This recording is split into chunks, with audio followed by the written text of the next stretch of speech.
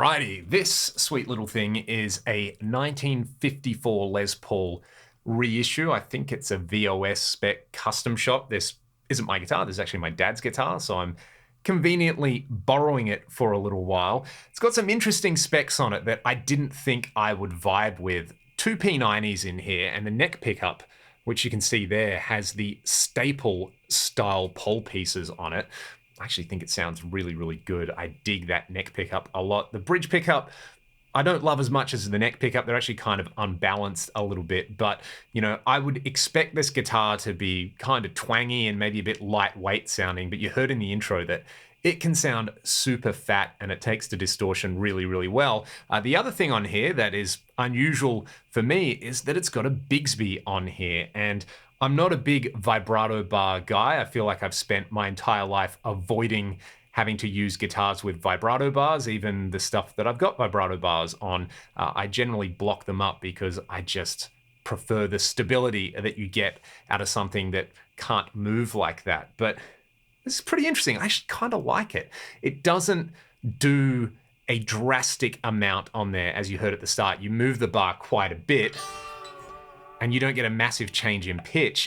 The thing that I like the most about it, though, which probably surprised me because I haven't played with Bigsbys that much, so I always kind of forget what they feel like, is when you play a Floyd Rose and maybe you pick a little bit too hard or you do a unison bend and you can really feel the bridge kind of pull back on you. It's got like a really lightweight suspension on it. I like using that term suspension for vibrato bars. It's been interesting playing around with this and getting used to the quirks of a Bigsby, especially where the bar is. I found that when I have the bar here so that I can actually grab it, it really impedes my picking hand under there. I don't mind playing it finger style and kind of wiggling it with, my pinky or something like that, but it is very different to, say, a Strat style trem. I guess it's its own thing. So because it's its own thing, and because this is a Les Paul custom with P90s, I just want to give you some sound examples.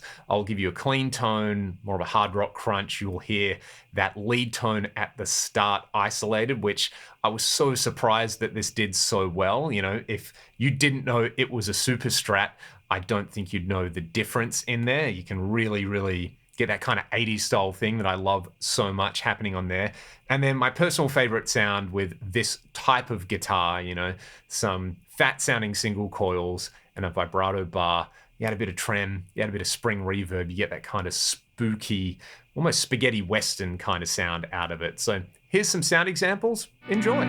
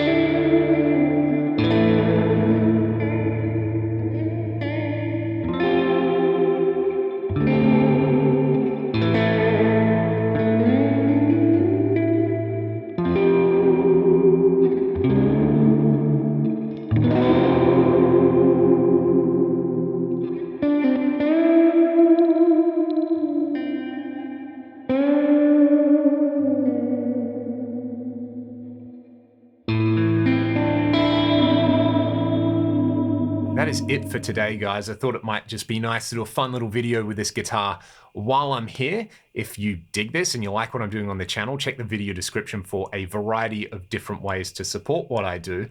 But I want to hear from all of you now. What's your favorite vibrato, and do you dig Bigsby's? Are they something that just makes you happy, or are they your idea of an absolute nightmare on a guitar? Because, you know, they take up so much space and they can be really finicky to set up. I'd love to hear from you in the comments. Otherwise, have a great day, be good to one another, and I'll see you next time. Cheers.